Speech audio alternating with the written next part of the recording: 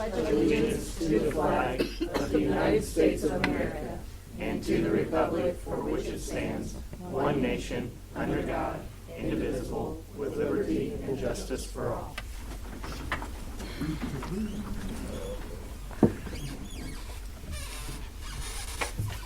My agenda, hold on just a minute, scooch it back up there. Okay, we need a motion to approve the agenda. So moved. Second. All in favor? Aye. Any opposed? We need a motion to approve the consent agenda, please. Move to approve the consent agenda as presented. Second. All in favor? Aye. Any opposed? Audience delegations, have we got any of those, Susan? No, ma'am. All right. Partner organization, we've got the Booster Club. That would be you. Hi. All right. I'm not Dave Peterman. No, you're not. Dave Peterman is the Booster Club president and could not be here. Sorry, that's kind of cool.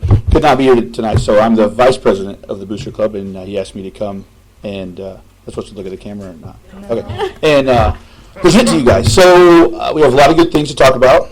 I'll try to keep it short and sweet. I'm not very good at that, but I'll do my best. Some of the things you're probably going to want to know first off is the financial situation of the Booster Club.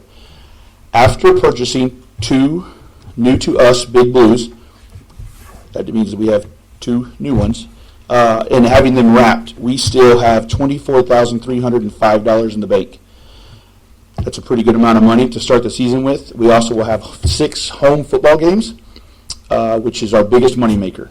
We will also have a JV game this year to kick the season off on the 26th against New Jersey, which we're planning on having quite a few people out to kind of just welcome them back to Wildcat football.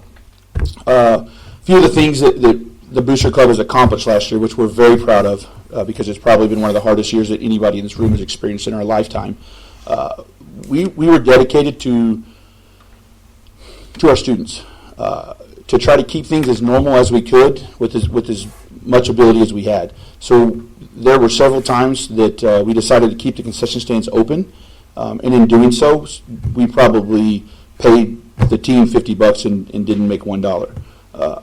That is one of the things that we're most proud of, to still have almost $25,000 in the bank, is that we were able to do that and continue to do that all the way through, pay teams whenever they worked it, because that's our plan, and continue to be able to keep as much normalcy as we could. You know, we were limited on spectators and so forth, but if somebody wanted to go buy a bag of popcorn, we tried to make sure they could do that. We were able to obtain 2 new Big Blues. We have 2 old Big Blues for sale if anybody's interested. Cut you a heck of a deal. The things that we're focusing on this year is trying to increase our social media presence, just because we feel like that's where we get a lot of the feedback from people, whether it's good or bad. I think we can all agree on that. And just to include more people in our program.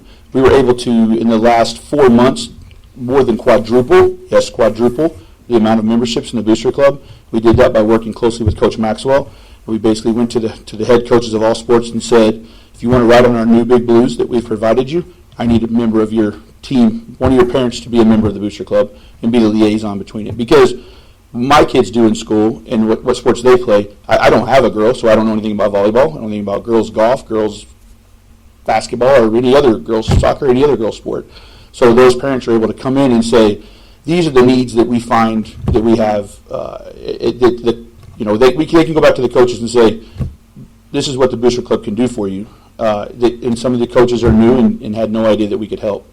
I appreciate all of you guys, and just the one thing that I want to leave you with is, please never forget that it's a great day to be a Wildcat. Thank you very much. I'm here all week. All right. Monthly information items. The expenditure report. Do you have any questions on Okay. How about the revenue report? All right. Construction management update. She's the phone. What?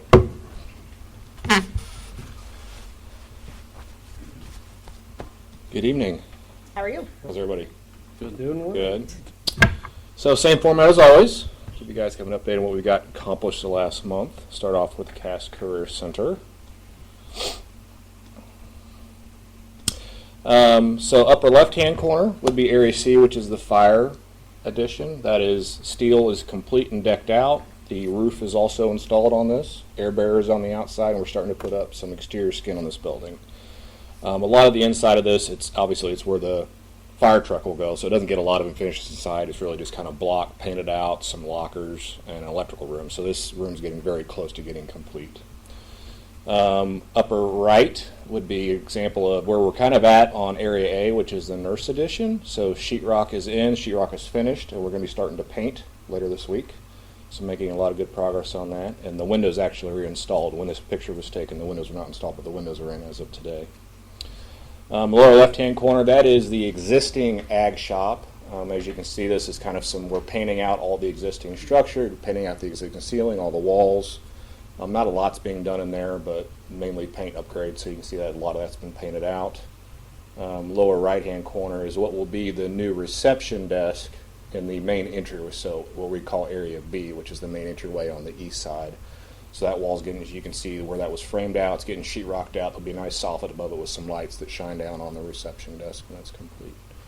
I don't have any photos of it, but the greenhouse is basically done. All the sheeting is up, all the tables are built. Actually, I saw fans running in there today, so it's even electrical's hooked up on that, so the greenhouse is basically done for all intents and purposes. Other than that, though, what will be the west side of the CCC, I don't have a photo of it either, but we ripped out all the asphalt, and we'll have new asphalt going down on what will be half that parking lot, which will be the west side, in the next week, early the following week. We're staging that asphalt in 2 stages, so the west side will be complete, obviously, before school started, will be complete the next week or two. And then, excuse me, I had the east side, I had it wrong. East side's going to be complete before school start. West side, actually, we're holding off until that the new additions on the west side are complete, so that we'll get that asphalt done at the end of it, so that it won't get tore up and be good and clean when it's completed. So right now we're looking at October time frame for that west side asphalt, which we're calling phase 2. Early childhood edition. So upper left-hand corner, all of the masonry was completed this month, so all the brick is up and complete and washed down. You can see kind of that's where the brick was topped out, still with scaffold on it, so that's all complete and done. Interior sheetrock is up. We're starting mud, tape, sand, finish. Paint is ongoing. All the interior rough for mechanical, electrical, and plumbing is complete. Starting kind of a cleanup effort, and we're probably about a week and a half away from starting to do some ceiling grid and tile in there as well. Windows are going in on the ECC as well. That's one thing we've had kind of a hiccup with is metal on this job, as everybody kind of knows from the procurement issues globally right now with some sheet goods and metal has definitely affected us, windows being one of them. And as you see in a lot of your buildings, you have exterior metal skin, a lot of metal panel going up, all of that's been delayed too. So that's starting to come in right now, so we're starting to make a lot of good progress on that, but that's why a lot of your skin isn't up yet, because it's been delayed for metal procurement. Lower, and that's where those 2 lower photos there are. That is getting metal panel, which isn't here yet, but hopefully it'll be here in the next week and a half, 2 weeks. But that's your insulation and Z-furring going up over your existing building. All that will get metal. Parking lot. Made a lot of good progress in the parking lot last month if you've driven by it. All the curb is in and complete. All the light pole bases in and complete. We are starting to do sidewalks in various locations this week. The subgrade is prepped and we're at final elevation in a lot of areas, and we will be starting to asphalt this Friday. So by next Tuesday, roughly, that parking lot will be complete from an asphalt standpoint. The only thing we'll have left to do is perimeter sidewalks and a lot of kind of the exterior buttoning up of sidewalks. But that parking lot, for all intents and purposes, will be pretty much done coming in the next week. So yeah, that's kind of the status where you're at looking at right there. Middle school. No problem. Upper left-hand corner is an example of kind of a collaboration space on the upper floor of the middle school. That's getting painted as we speak. That is upper right would be the cafeteria with some of the new ceiling grid installed. Walls are painted out, getting painted out there currently. Lower left would be what would be the east wing, lower level collaboration areas. So we were adding a bunch of benches and kind of some nice areas where students can gather and do what students do when they collaborate. So those, they get benches, they get tables, they get some nice woodwork, so all that's ongoing, being painted out. The lower right-hand corner is actually the lower left, is at a previous stage. So you can see where some of that metal stud framing was, and that sheetrock soffit, some recessed lineal light fixtures there. You can see all about 4 inches wide. That's all recessed up in that soffit there. Upper left is the cafeteria, obviously with nothing in it. That is the first stage of a new resinous epoxy floor, which is going throughout that entire space. That is about a week process. That started yesterday. So that floor will be complete and installed by Friday, and then we'll start the process of moving all the equipment back in. Because right now all the existing equipment is sitting in the gym. We're going to get it all out to complete that project. So we'll start moving everything back in the next couple of weeks and hooking it all back up.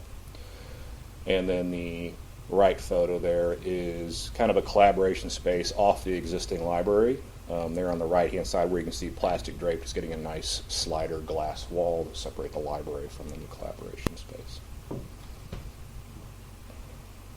Elementary school. This is making a lot of progress. As you can see, it's painted out. Door frames are all in. Casework's being set. Ceiling grid is in. We have an above ceiling rough-in inspection, I believe, tomorrow, and we'll start dropping tile this week. And then flooring is set up for early next week. So this thing is flying. This one will be basically done in a couple of weeks. The one exception of that would be, as I said, some metal issues. Also with windows is some doors. Aluminum doors is becoming an issue as well. So there's an extra set of doors that kind of creates your secure entry vestibule. That extra set of doors have been delayed. They're all due to be here at the end of the month, but it's kind of holding us up in a few areas around the district. So that's one thing to note there. Other than that, though, we're making a lot of good progress. Hopefully you see that from the photos and when you guys are driving around. Any questions? Do you anticipate this metal shortage going away soon? Globally, no. For your projects, though, everything has a delivery date. The worst piece of metal right now is beginning of the second week of August, and that is some of the exterior cladding of the early childhood. Now, that being said, this is skin, so the building's secure, the building's dried in, there's no issues with the building itself. It's kind of a facade issue. So we will do our utmost due diligence the best we can to get that done as fast as we possibly can, work any hours necessary to get that done. So I'm pushing very hard on my suppliers for that. They've guaranteed me they're going to do everything they can, move mountains to get that stuff here. So Good luck. I'm hopeful. But if anything does go awry, I'll relay that to Paul. Paul, I had some, and I don't know who can answer this, but I had some questions about the change orders that have been done on all the different projects. I know we did a big change order for the middle school because of the boilers and all of that. But can you refresh my memory on what the change orders were for ECC? Same type of deal. It was insulation. We had pipe insulation Okay. issues there too. So it carried over to the ECC. Okay. The boiler. I think the boiler was that a change The order? boiler we replaced as part of, the boiler at the ECC was replaced as part of kind of the middle school insulation Right. project we did last fall. Okay. But that was on there too. So. The kind of adder that I think you're referencing is the insulation replacement that we're doing at the ECC Okay. as part of our ongoing project currently. Yeah. Got it. I just didn't remember, that. Yeah. The Same boilers. Type, same type of issue there. The boilers that are getting replaced currently in the next month or so would be one of the boilers at the middle school and the boiler at the elementary school are being replaced as part of the And then current project. There were change orders for HES and CCC. They weren't a huge amount, but can you let me, I don't know what those are. For HES it was $4,000 and for CCC it was $2,200, which isn't a ton of money, but I didn't recall You have the title any of what it was. talking about that. I'm gonna have to pull up the spreadsheet, maybe I can. It's just on the spreadsheet you gave us. I don't think it's related to the actual bid of this project, because we have not had any change Well, that's orders what I on thought. this. It was probably small things, maybe with asbestos, maybe, or something like That's that, or right. with the mold mitigation, maybe. Okay. Oh, okay. That was Gotcha. remediation. Yeah. Gotcha. Yeah, so there was some remediation that happened directly with the district that you guys contracted directly with, that there Right. was some unforeseens there. Right. And I guess kind of your change order question. To date, I have not had any change orders. Yeah. Okay, well, that's what I thought. That's all. Now, I mean, the changes that I think you're referencing, insulation replacement being one of them, the elementary, ECC. Right, That was a change to the project, okay. but we ended up using some internal contingencies that we already had to cover Okay. that. So to date, for me, there's been no change orders whatsoever. What I thought, that's why I was a little confused too. Okay, thank you. Yeah. Okay. Any other questions or comments? It's asbestos. Susan's got it pulled up. It On says CCC, it's yeah, asbestos. CCC. We talked about a potential tour maybe of some time, so we'll coordinate that. Tour, yes. If that's something you guys want to do, I'd be more than happy to. We talked arrange. about September probably after Okay, things are buttoned up a little bit more. absolutely. And is it all facilities, or do you have one in mind, or a couple Last in time mind? we did all All facilities. facilities. Okay. So, well, I can work with him. And yeah, Yeah, that's fine. we'll coordinate that out sometime in September. We could just take Big Blue. No, Probably did ask for last time. donations to get it. I've been a school bus last. Have the jars before you get in, right? Yeah. All Thank right. you. Appreciate it. Thank you very Thank much. All right, moving on to the assessment and evaluation of district programs. Budget summary. Not a whole lot of difference from last month because we had such a late meeting, so we were pretty up to date on that. But preliminary, our year-end activity, overall the revenues were did end up at 100% of what we amended the budget for. Prop C revenues ended up being at 98% of the original budget, so just a little bit under. And state revenues were at 97% of the original budget, so just a little bit under there. Overall expenditures for the year ended up being at 98% of the amended budget, so those amounts won't change, but I'm still working on fixing things. So there'll be some movement within the funds, but nothing between funds at this point. So, ending projected fund balance percentage is at 27.8%. So a little bit above our goal of 20 to 25. And total cash and investments are at 30 million, with 19.2 million of that of bond proceeds. Yeah. Any questions?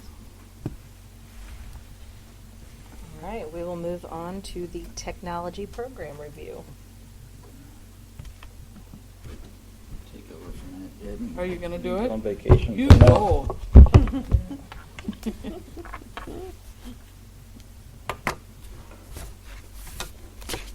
I know this looks like. Good evening. I think it's been a while since I've been here. Since last time, I think my hair is probably a little gray from this last year. COVID, but here's a few of the topics we're going to be covering tonight. And just a quick disclaimer, I'm a better technician than public speaker, so if I miss something, feel free to ask, okay? You won't hurt my feelings. This is just a quick overview of our mission statement. It's kind of our North Star that we use during the year to help staff and students. Here's a quick overview of our staff. I'm Mike Diggs. I'm the director. I've been here for, not here for 22 years, but in education for 22 years. We got Jesse Larkham. He is our network administrator. He's got 8 years of experience. He's an alumni of the district. Same with Diane Cowan. She's a secretary here. She's also the help desk secretary, and she's been here for 26 years. And then last but not least, we got Gary Kimbrell. He's a technology specialist / desktop support, and he's been here for 8 years. And he's not an alumni, but both of his daughters did graduate from Harrisburg High School. So, great staff. They make my life easy. I love them. Staff and student devices, just a quick overview of what we use. We use Hewlett-Packard products mainly here in the district. And those consist of laptops, desktops, Chromebooks, Chromeboxes. We also do use a few Apple products, which are kind of making their way out. We have a couple of instances where we do have a need for those still, though. Inventory. So total devices from 2019, we had 4,321 total devices that we supported. And then from 2020, we had an uptick. Obviously, again, COVID, that reoccurring theme. We went up to 4,522 total devices for this year. And you can see from the total computer count, we went from 2,993 to 3,194. So we could serve our students during the pandemic. This is a quick building breakdown from 2019 versus 2020. And so this is going to kind of give you an idea of what we have in each building and kind of where our big upticks were. Sorry, it's hard for me to see. I'm getting blinder the older I get. Like HES, you can see we had 358 Chromebooks in 2019. This year we had 502 Chromebooks. Okay, and again, due to the pandemic and different needs in education this year, it's changed some things. But anyway, that's an idea to kind of give you an idea of what we have where. 2019, same story. We had 667 tickets, with the high school being our best customer. And then 2020, we really made a big jump to 933. And then the middle school kind of took the crown last year, but they went 1-to-1 with Chromebooks. And so middle school kids with Chromebooks equals some damage. And so that's why that went up quite a bit. The thing that's not in this slide is Diane Cowan, who's the secretary, our help desk secretary. She has taken a ton of phone calls from parents all during the pandemic, grandparents, parents, brothers, sisters, you name it, trying to help them get through the virtual learning. And so she has been a godsend. So I want to make sure I give her kudos for sure. Backup and disaster recovery, super important topic. Kind of give the cliff notes here real quick. Say we have a fire, and hopefully we don't since we're getting some new construction, but we don't want a fire or tornado comes through and wipes our buildings out. The biggest takeaway from this slide is we can literally set up in a parking lot, McDonald's, Ponderosa, wherever they have internet access. As long as we have a device, we can get to our mission critical data. We can get to our financial system. We can get to our student information system. We can get to our files, and we can get to our emails as well. So an addition we made this year was AFI, which is in the bottom left there. AFI is a backup utility that we use to restore files from Google Drive, but it's also a protection for us. So if we get hit with ransomware or some kind of malware attack, etc., and it damages, say, a lot of files, we can get restored. AFI is going to help us in that process, getting back our files back to their normal state before the attack. So it was a good addition. School security. I know I'm kind of redundant when I say these are all important topics, but I believe they are. I'm going to go over the stuff in red. If you have any questions about the items in gray, just let me know. Gaggle. I talked about that last time I was here. We still use that. It's still in place. Gaggle is always scanning students' emails 24 hours a day. It's scanning for threats, violence, any type of pornography. It helps with suicide prevention too. And so, say we have a student that's threatening suicide overnight, they will contact district administrators. So I know you've got one of those calls. I've got one of those calls too. And if they don't get a hold of us, they will contact law enforcement as well. So, great safety net for students. Lightspeed Parent Portal is a new software package. We use Lightspeed for content filtering, but this is into addition of what we currently have. I'll kind of skip to the next slide here. This is kind of an example of what it's going to offer us. Students are going to absolutely hate this year, but parents will love it. You can kind of see over there on the right, there's a weekly parent report that parents are going to get once a week that's going to tell them about what their students been doing on their devices. So as you can see, it's showing their top 10 sites that they have visited during the week. And it's also going to give them a breakdown of their daily activity, how many minutes they're on a device. Okay.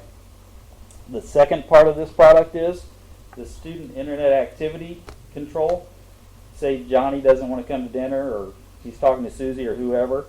The parent can take control of that student's device. Okay, they can pause that device for an hour. They can do it for 3 hours. They can do it till the next morning. Now, when students are at school,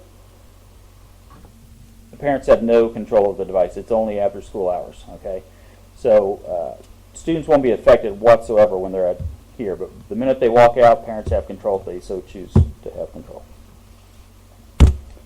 This slide is just kind of a quick overview. I've talked about Gaggle earlier. It's more of an informational slide if you want to review that later. So major projects we've completed or we currently have in place. I'll go over the stuff in red. We deployed and replaced 1,500 Chromebooks this year. Obviously, due to the pandemic, we had to do some major swap outs in order to serve our students. We've upgraded phone systems and intercom systems throughout the district. We've added document cameras to every single classroom, so every teacher should have a document camera now. And that, I really want to say a big thank you to the foundation. So the foundation has really come through for us during the pandemic with helping teachers teach students virtually and in the classroom. And a shout out to Jill too, because she helped that. But that's a tool that teachers will use not only from last year during the pandemic, but they'll use that moving forward probably for the next 5 or 6 years. That's going to be a great resource for teachers. We added additional carts as well of Chromebooks for every classroom from grades 1 through 5. And so each one of those carts in the classroom has 28 Chromebooks. So if a student walks into any classroom, they're going to have access to a device throughout the day. So, and then I spoke about this earlier, but we went 1-to-1 at the middle school with Chromebooks. And so that went relatively well besides the breakage, which I think will get better this year. But the staff and the teachers and everybody over there really deserves a kudos too, because they really handled it well. I mean, they really did. So upcoming and current projects, the 4-year replacement plan is something we work on every single summer, every single year. And I want to say thanks to you guys too, because when we needed Chromebooks last year, you approved the funding for us to get Chromebooks. And so there were a lot of school districts that were coming into the fall that were short devices. You know, we got out in front of the curve, which was a huge help for last year. So I appreciate that. Infrastructure, link speed improvements, we're always looking to upgrade that. Students, data requirements increase every year, so we need to increase every year. And then last but not least, we've upgraded the wireless system throughout the district, and specifically the high school and the career center. They'll all be getting new wireless access points this year. So kind of wrap up, future additional needs that I see down the road, cybersecurity obviously is a huge topic in the news. I know it's a financial topic, I know it's a government topic, I know it's a healthcare topic, and it's become an education topic, and unfortunately, I mean, you've heard about Park Hill and other places. So cybersecurity, we are always going to be looking at what we can put in to protect us. I mean, that's something that has come to the forefront of our business. So, and then the last thing, student safety. That also, student safety never goes out of our sight. We're always looking at how we can protect students with new tools. So that is all I have for tonight. If you have any questions, let me know. I had a question of how's the Raptor, our visitor management system, is that working pretty smooth? Did we run into any issues? Have any problems Didn't last use year? it last year. Yeah. I'll tell you, I haven't heard anything about it. Normally, if I hear something about it, then there's a lot of issues, but I haven't. Yeah, it's been pretty slick. So, is that it? Thank you for all your Yeah, thanks for hard keeping work. us going. No, thanks for supporting us. We appreciate it. All right, Deb, you're back on the clock. All right, we will move on to professional development program evaluation. Good night. I want to say thank you to Mike, because during all this pandemic, I went to him a lot, especially when we changed platforms for secondary, and he was always so just willing to jump in there and do whatever we needed to do for students. So the technology department is awesome. So thank you for. Well, professional development was a little bit different this year because nobody had anything going on in person, so it kind of presented a little bit a challenge for us. But we did send out a summary of needs for improvement to our staff, and overwhelmingly, they want more PD and technology for Google Classrooms and SIS 360. And Google Classroom, obviously, because of the math that we used it this year. And so we're hoping to meet that need during our Wildcat Learning Network, which I'll get to in just a minute. So the district, we did still offer BIS support for the buildings. So the BIS consultant came into the buildings each month for them, and they met with the teachers and talked about problems, maybe with students or with behaviors, and so we were able to offer that. New teachers attended a 2-day BIS training before the start of school, which is always really important to get the base of what BIS is, which is our behavioral tier 1, and so we're all excited about that. Next year, or this year now, we are bringing a BIS consultant to the district for our new staff instead of sending them out.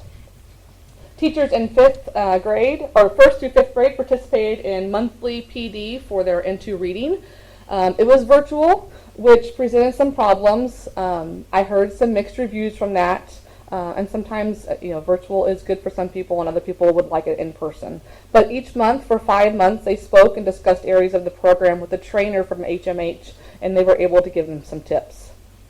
Kindergarten through 5th grade, who were implementing Into Math, also participated in some virtual professional development. Most of the building level professional development, I kind of just gave them time to be with their staff and to figure out the year because it was always changing and we never knew what was going to come, and so they used those days just to kind of keep afloat as much as they could. Individual teacher needs, we were unable to host our June social for our new staff last year, and that's a kind of a time we kind of just bring them together and introduce them to the central office, but building principals used time to get their new teachers really up to date and up to speed with Google Classroom, especially our brand new ones. Not only are you going to be a first-year teacher, but you're going to do it all virtual or some virtual. And so they were able to get in the buildings and talk to some of their team members and just be able to come up with a plan of what the year looked like. Planning for the next year. We are sending some teachers and counselors and administrators to the National Trauma Conference in St. Louis in October.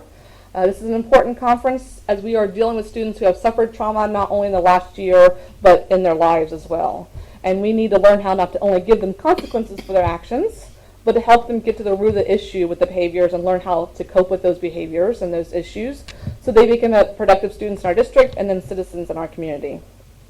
K-5 teachers will continue to have professional development in the areas of math to help them implement the resource with fidelity this year.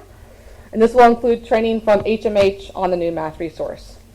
K-5 teachers are coming in early August to work on updating their math standards because we are going with a new resource just to make sure it's been 3 years since we looked at our standards, so we want to make sure we're still working on the ones that we think are essential. This will also help us make sure that vertically we are in alignment across the board from 1 through 5. Middle school math teachers, I'm really excited, will go through the adoption process this year to look at resources. This includes making a list of qualities they would like to see in a resource, and then finding resources that fit those qualities, and then lastly picking a resource that they feel fits the needs of our curriculum and our student population. High school staff, including CCC, will participate in training with the SREB around problem-based learning. This is conjunction with the Kauffman grant that we received for the real-world learning. So we're trying to use problem-based learning to help solve some of those real-world problems we see in our community. Hopefully we can match them with community leaders and business leaders to help them solve problems. Buildings will use half days on their calendar to just work on their building goals. And individual teacher needs, I'm excited that our staff really wants the Wildcat Learning Network back, which is when it's kind of like an ed camp where teachers sign up to present on a session, and then the rest of the teachers can just sign up to go whatever the sessions they want to go to. And it's always been really well attended, and just they like it because they get to go where they want to go and where they feel the need is. And so I'm hoping that a lot of them, we have some great teachers who did great things on Google Classroom and virtual platforms. They get to showcase that to them, and we get to learn from them. So I'm excited about that. The beginning teacher program will continue. We'll go back to monthly meetings, and I like to get them into classrooms and small groups and kind of problem solve what they see. In those classrooms, the conversations when I do this is really rich, and they are able to see different strategies from different teachers. So that's exciting. And then the bottom is the calendar we have for this year. Any questions? Is the Wildcat Learning Network at all the buildings? It is at one building, and we all attend the same building. So you might have a kindergarten teacher attending a session that a high school teacher is doing. Okay. So it's really good for not only the topics, but also for us to get to know each other and keep building that camaraderie around the district. So could you give me some examples of what sort of things have been? Oh yeah, so any technology platform. So there are a lot of tools that teachers use, Nearpod, just things that they use. And it's like 30 minutes to 45 minutes, so it's real short sessions. Annie Knox has done things on special ed. Oh, okay. And more for regular ed teachers to learn more about special ed. We've done things on reading strategies for elementary teachers. I know my husband did a PE session on just what things to do in PE and weights. Okay. And so it's really across the board. They can sign up for anything. That's great. And so it's awesome. Any other questions or comments for Christy on this? Then you might just roll on into Okay. We had our FastBridge data in the spring, and so this is, I think, the first year since we've had FastBridge that we were able to get all 3 data points in. Obviously, last year we had 2 data points and we missed the 3rd one. Here's another list. Here's a list of the types of assessments. I kind of put this in there just to remind you the assessments we give for this screener. And then how we look at it from district data all the way down to cohort. So the district early math, that is for kindergarten and 1st grade. You'll see that we kind of have a trend that is in math, kind of stabilizing. Not really changed a little bit, not much. Reading, we had a dip. And so one of the things is we do have a brand new resource, and they will tell you that that implementation dip is real and that you're going to see scores go down before we see them come back up. And so I'm hoping that by principals getting in classrooms and by me getting in classrooms, we can make sure that teachers are teaching it with fidelity and making sure they know how to teach it with fidelity, and that we're all teaching the same across the board. And so that is one of our goals this year that I'll be talking to the principals at our admin retreat. And then the A reading and A math, that is for grades 2 through 6.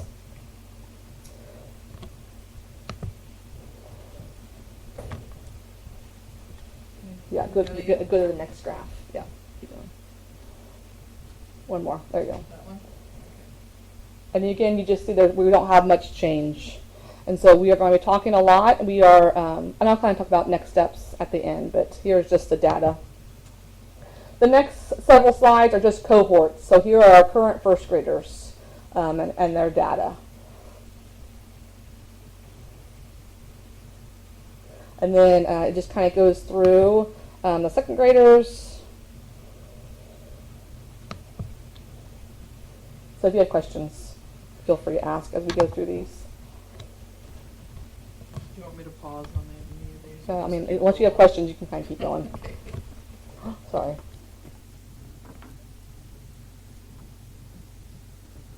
And so our next steps are to, again, do those fidelity checks, making sure we're getting into classrooms. Annie and Ox and I have started a district-wide MTSS team, which is our multi-tiered system. And that is a chance for, as a district, we have administrators, teachers, and special ed teachers also on there to talk about what does MTSS mean, what does it look like, And they can kind of, as they go off and start their teams in their buildings, they can kind of come back to our district team and bring problems, and we can kind of come up with solutions for them to think through. That's a time that they bring student data to their monthly team meetings and look at specific student data and what can we do to help these kids instead of being reactive until they fail, but proactive right now. When they start showing signs of regression or signs of issues, what can we put in place to help them? Weekly data team meetings, I will be attending those at buildings again. Last year, we weren't in buildings as much as we wanted to be. And teachers and administrators are just trying to stay afloat. So we want the focus to be back on data teams and looking at data and problem solving when we have issues. We are continuing FastBridge, so next year we're continuing all the way up through 8th grade. So we will have K through 8th grade, which is really exciting. And then we are continuing to evaluate our resources through middle school. We'll do math and then reading and then up into high school also. Christy, will we at a point be able to have peer comparison, other school districts that are using FastBridge to see how Yeah, we it's compare? not as widely known as in Missouri as like the NWEA. That's a pretty well-known program. But we will have, this is an external, well, we do have norm references. Like I have the norms. It's norm on. referenced It's in norm there. referenced on the, yeah. And then when we get MAP scores, that'll be another external data that we can kind of look at and compare to see, was this a representative of how these kids scored? Is the slight decline in the reading scores, is that kind of I'm assuming a national problem with kids not being in school or the focus being COVID? I would say the pandemic had a role in it. And again, I think implementing a new resource, you're going to see an implementation dip also. When you say new resource, I'm looking at the fourth graders in math. They went from 69% in the winter down to 49%. So in math, this year we only had 2 teachers per grade level who taught with a new resource. This coming year, everybody will have a new resource taught to them. Again, we're going to see our scores in reading and math kind of take an implementation dip until we get the kind of resource figured out and across the board. So that 20% is because of a new Well, it could be, yes. I'm not saying it all is. And I think we just have to get in classrooms and see what's going on. Any other questions for Christy? Thank you very much. Christy. Strategic plan update. Well, one thing that I would point out is that's why we focus on academics first, right? That's we can see that with all the Christy talked about trauma, with the trauma that our kids face in their homes and in the world now, we have to figure out ways to address that so that we can best teach them, and so.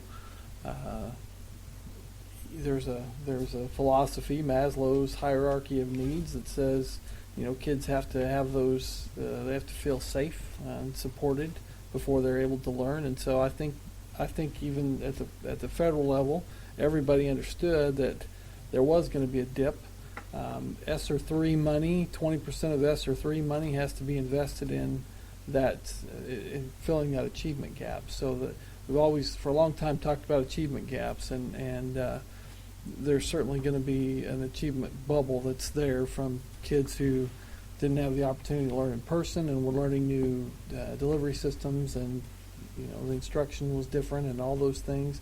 It definitely led to achievement gap that we have to address, and so a lot of that will be, as Christy talked about, some of those strategies that we use. We'll also take a close look at, particularly reading is first and foremost. So, but that's aligned with that. So again, academics will be at the forefront of our concerns. So. Our admin retreat for all of our administrators is going to be June 30th. So next Friday, we'll have the opportunity to get together and talk about goals and action plans for improvement for the upcoming year. The task force that we have for reentry is meeting tomorrow morning. So we will review reentry plan from last year, see what we've learned, and talk about where we are going forward, considering the current status of the virus in our area. It is a growing concern, and so we have to figure out how we're going to address that, and we'll try to look at some common features with other districts around us. One thing I will make you aware of is masks will be required on buses. That is not a state requirement, that's a federal requirement. So any public transportation is going to require masks. All school buses, whether it's going to activities or just coming to school, they have to wear masks. So I know that's not real popular, and I know that there are the Attorney General has talked for the state of Missouri, has talked about reviewing it, and but unfortunately that comes down from the CDC, and so we don't have a whole lot to say on that. So, anyways, we will review our mitigation strategies tomorrow and see where we are going forward with that. So, the track at the stadium, we ran into a pretty big issue yesterday. Mike and I spent a lot of time out there with Brent yesterday. So yesterday they started milling, which was the plan was to take the top 2 inches off of the track, the asphalt. The track was already removed. The actual rubber surface was removed, and they come along and they mill the top 2 inches, and then they were supposed to just come along, put new asphalt on, and lay the track. Well, after they milled the track, there were several soft spots on the track that we were told was from water getting underneath. So the base structure of the track would not support, and you could see that. I mean, there was areas where we could walk on, and you could see where it was soft. They drove an empty. I mean, usually for compaction testing, you drive a dump truck, a full dump truck. You know, some of the issues we had on the parking lot at ECC in the middle school. You take that truck and you drive it across there, and you see the depth of how far it sinks, and that's your compaction test. Well, they took an empty dump truck and drove it around, and it was starting to depress. So their recommendation is to tear up the rest of the track and to mix in the existing surface with concrete, essentially making and grinding it all up, making a new base surface, and then coming along, putting the asphalt back on, which is, I'm guessing, 4 inches. Mike, is that? Yes, sir. You have 4 inches of asphalt, and then the track. There's also problems with the drains. When they took the surface up, there was some damage to the drains. So we're going to have to figure out kind of how we go from there. Long story short, we estimate that we can, or we hope at this point that we can get asphalt down by the 26th, 27th, somewhere around in there. I'm optimistic. Mike is not so optimistic. Next week, the 26th or 27th? No, August. Oh, okay. I was going to say, you are No, optimistic. I'm not that optimistic, Nancy. So they have to get in a different machine that does all that mixing with the concrete and tears it all up, and so we need some. Obviously, we need some cost estimates on that. That's a whole different scope of work, plus the drains. I'm concerned, and I think Mike has shared these concerns with the drain that's there. So at first they told us that we didn't even need the drains, that the field would take care of the drains. And then Mike pointed out the fact that all that water comes off the stadium. And so we walk over there, and you can see that sloped. It's designed to take that load from the water load from the stadium. And then you could see he was a little concerned, because then you're going to have the same problem. You're going to have water going under the track, causing that soft surface and it getting a problem again. So the drains are an issue, and that's probably my biggest concern is the drains. And so Mike and I have been talking with Jeff Porter, who's from Mid-America Turf, whatever. So, trying to work through this. So our hope is that we have asphalt. We will not have a track for this football season. We won't have a track for spring because to put the asphalt on will be fine. But then to come put the rubberized track surface on, you have to have 55 degrees and rising. Well, and you also have to have 20 days, 2 weeks, essentially is what they say, to lay that surface down. Well, we don't have enough gap in our activities between soccer and football. We don't have enough gap in the activities where we can kick them off for 2 weeks in that time span. So that puts us to spring. Well, in spring, again, you have soccer, you have track. And so the best bet at that point is to wait until next summer to put the actual rubberized surface onto the track. But right now we're dealing with asphalt and drain and how to get that corrected so that we don't have this problem. Are the drains just smashed? I mean, what's the deal with the drains? Are they not? Some of them are. So they're prefab concrete drains, and then there's so yeah, some of them are smashed. How would that happen? Well, You'd have to have some I think when piece they of were, equipment run I over think it or something. I think that when they took the rubberized track off, I think they ran that dingo and they smashed it then. Mike, is there any other damage that was caused by any other machines or? No, sir. Majority of the damage is from the removal of the rubberized track.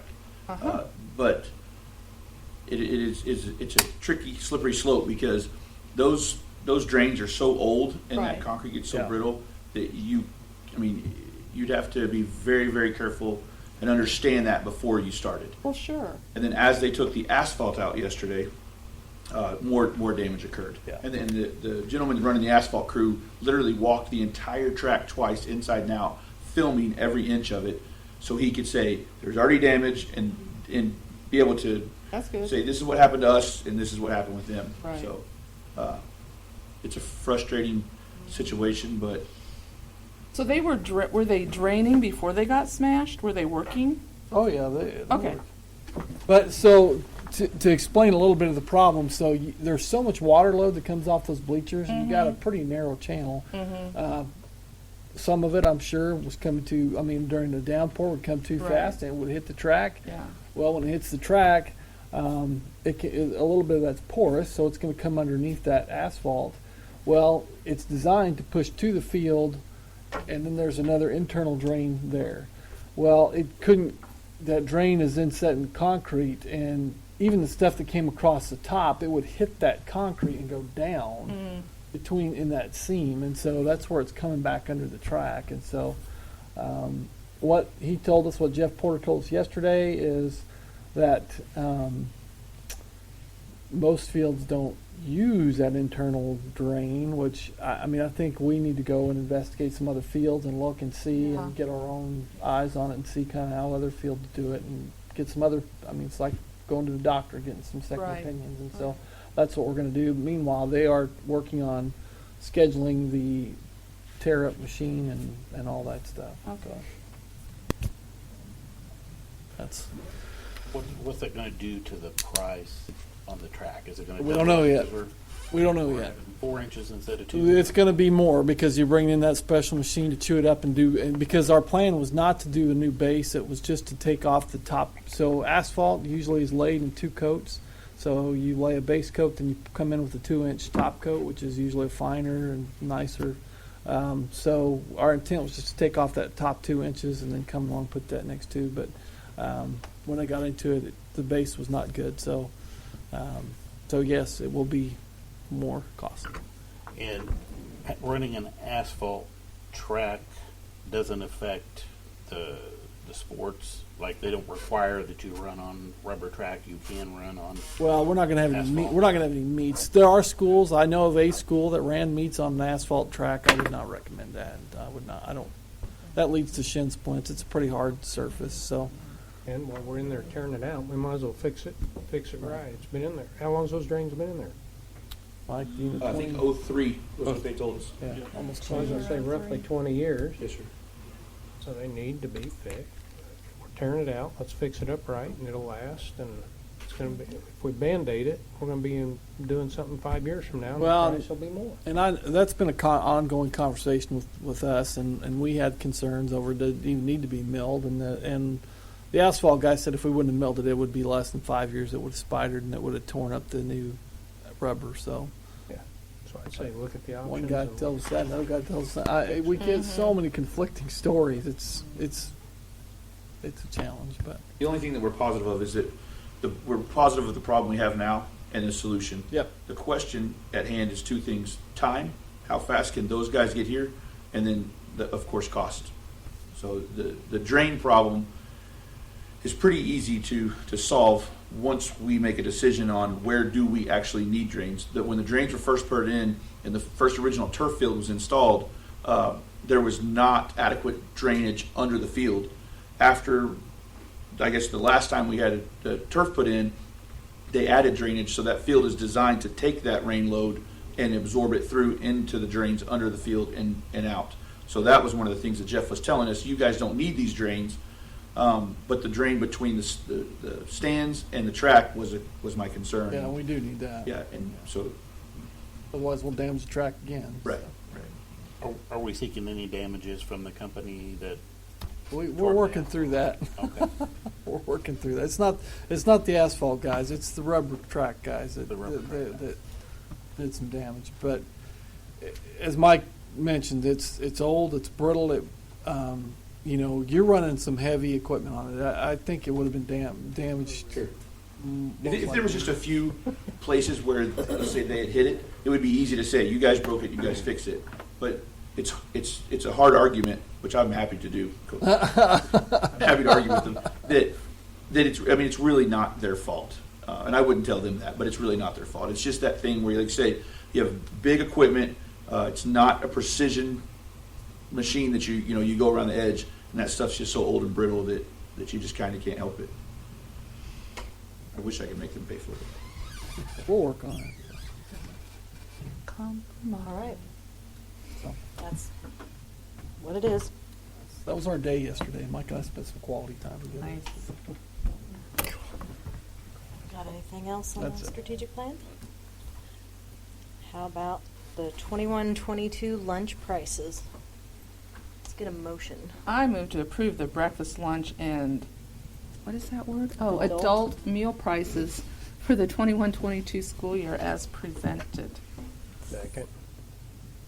So Deb worked very diligently on the paid lunch equity tool, which is a real pain, and so thank you, Deb, for doing that. So It's a federal program, that's Yeah. all I'm gonna say. yeah, it is. And so basically, and I use the same speech. I've said it for probably at least 10 years now. A while back, the federal government came in and said that schools were subsidizing their paid lunches with their reimbursements from the federal government, and that's what we were doing. I mean, it happened. It wasn't anything illegal or immoral or anything else. It's just they were giving us a lot more money than what we were spending to make the lunches, and so it created an imbalance. So the USDA came out and said what you need to do is they created this tool, this paid lunch equity tool, that tells you what your lunch prices have to be, and it's based on what your sales in October and some other factors, but they look at your October data,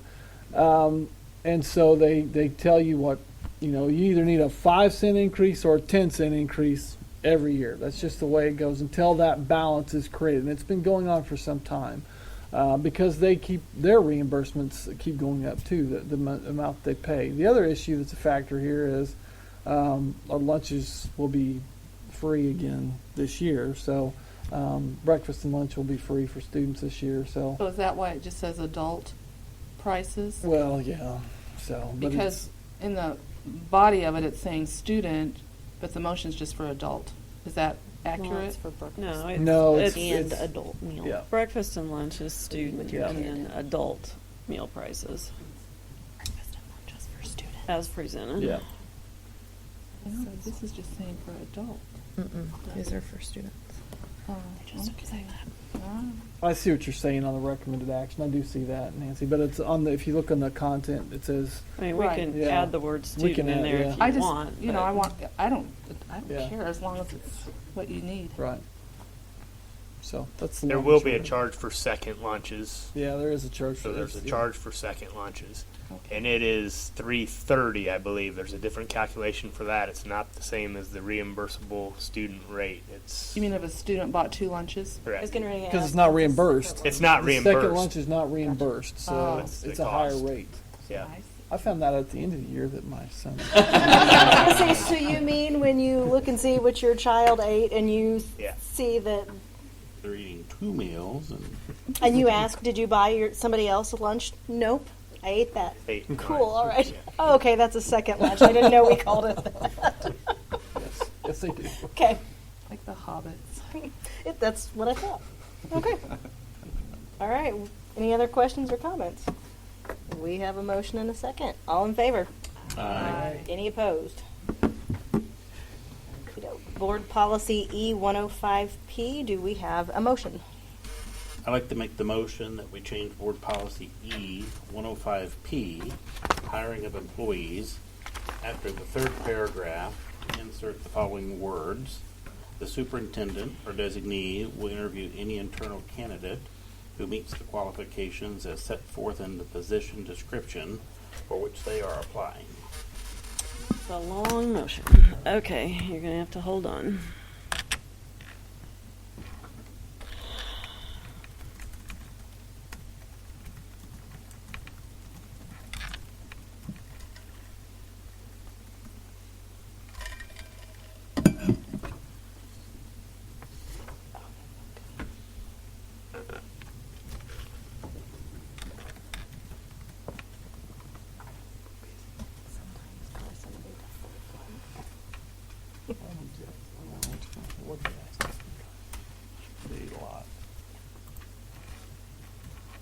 I have the motion to change, hold on just a second, to change Board Policy E105P after the third paragraph to insert the following words, quote, the superintendent or designee will interview any internal candidate who meets the qualifications that's set forth in the position description for which they are applying. Do we have a second?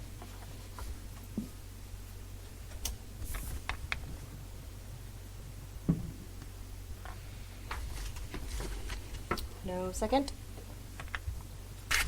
Motion fails.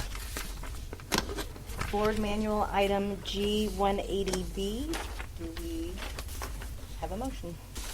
I make the motion that we change the Board Policy G180B, board member voting, in the third paragraph, second sentence, to read, an affirmative vote of the majority of the whole board is required to approve the annual budget, enter into a contract, employ a person, approve a bill, or issue a warrant.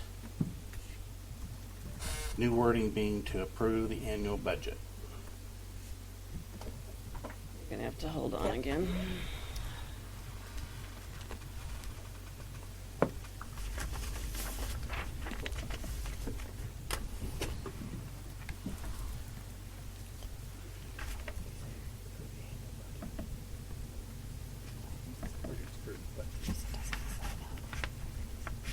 Ben, did you say verbally, did you say to approve the annual budget or just approve the budget? Approve the annual budget. Because your wording, Yep, I didn't have that over there, but annual budget is correct. Yes. Thank you, because I wouldn't have gotten that.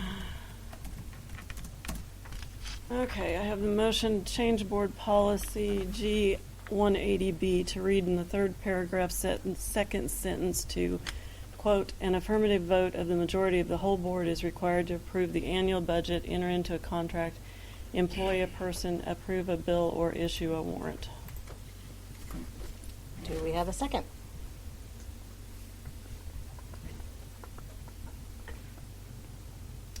No second. Motion fails. Moving on to G, Board Policy Revisions. Information item. Anything to add to this? Did everybody read this?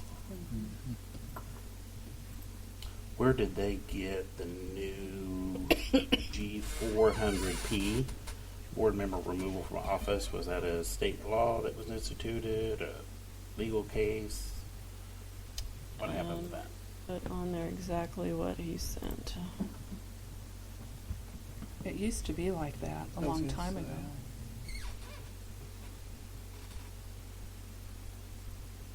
And we just dropped it off, or what happened? I don't That is know. now going to be new.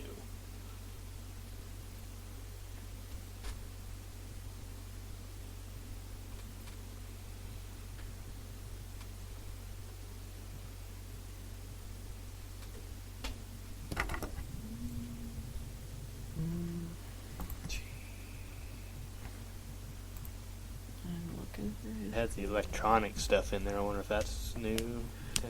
I don't know. I mean, it used to be in there. It used to be in If we there, I don't attended know. electronically. Because of travel or business or even vacation or something.